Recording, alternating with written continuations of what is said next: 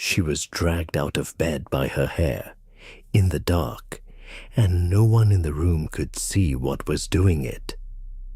Hundreds of witnesses saw what happened to the Bell family. A future US president investigated it personally, and to this day, no one has explained it. Hey, this is the Midnight Ledger, and on this channel we cover real paranormal cases, haunted history, and legends that refuse to die. Today's story is arguably the most documented haunting in American history, set on a quiet farm in Tennessee in 1817.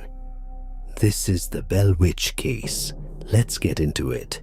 John Bell was a respected farmer and a devout Christian. In 1804, he moved his family from North Carolina to Robertson County, Tennessee. 320 acres of land along the Red River. For over a decade, life was peaceful and prosperous. Then came the summer of 1817. It started with sounds, knocking on the walls, scratching inside the bedposts. The family assumed it was rats. But then it changed, chains dragging across the floor, heavy objects dropping in empty rooms. The family searched every time and found nothing. No damage, no animals, no explanation. Then it started touching them. Bed covers ripped off in the night, hair pulled hard enough to leave people screaming, slaps and pinches that left visible welts on skin. The youngest daughter, Betsy Bell, bore the worst of it. Struck so violently, she'd be left gasping in the dark while her family watched, helpless, unable to see what was attacking her. And then there was John Bell himself. The entity seemed to despise him specifically. He began experiencing choking sensations, facial twitching, difficulty swallowing. His health started to decline. Whatever was in that house, it had a target. Family eventually confided in a neighbor named James Johnson.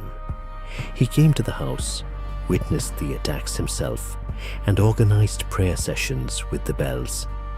And something deeply unsettling happened. When the family prayed, the entity joined in. It sang hymns perfectly.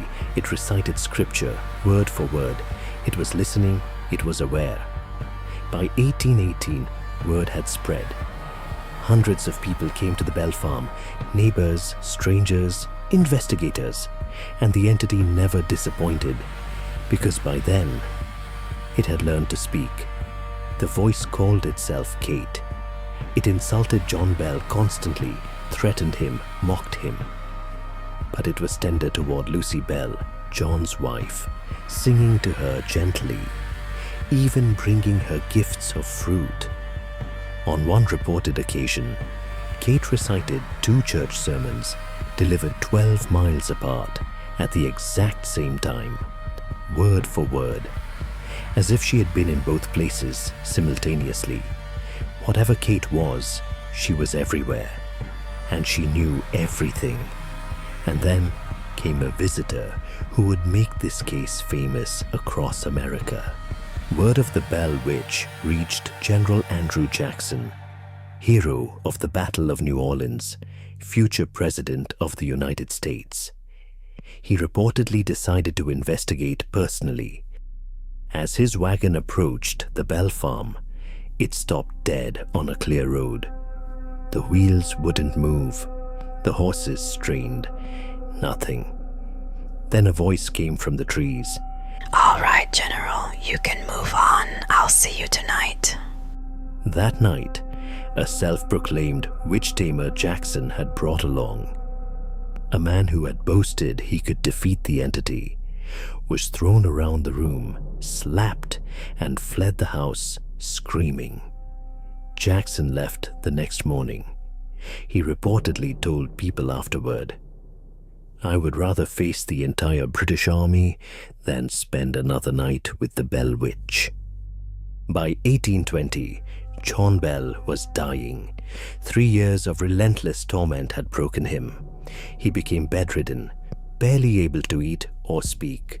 On December the 20th, 1820, he was found dead.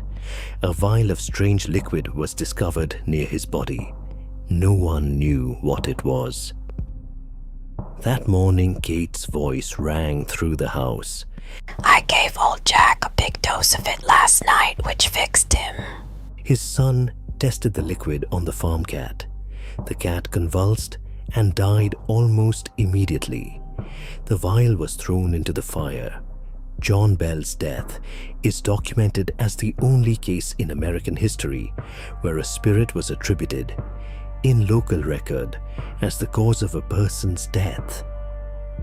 At his funeral, witnesses reported laughter and singing coming from the surrounding woods.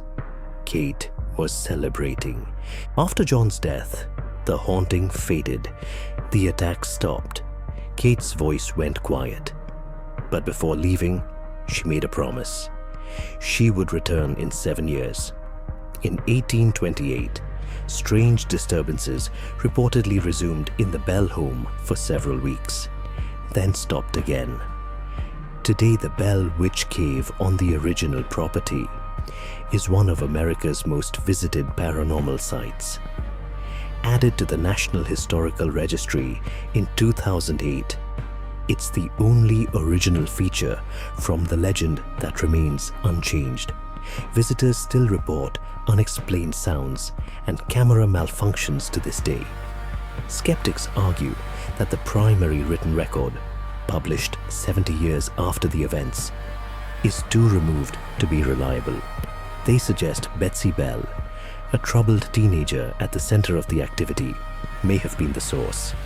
But hundreds of witnesses, a future president, 4 years of documented torment.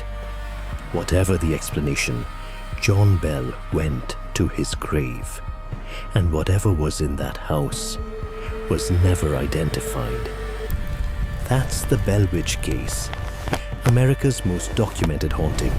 If you want more real paranormal cases and haunted history every week, subscribe and tell me in the comments, do you think the Bell Witch was real? I read every single one. See you in the next one. Stay curious and maybe sleep with the lights on.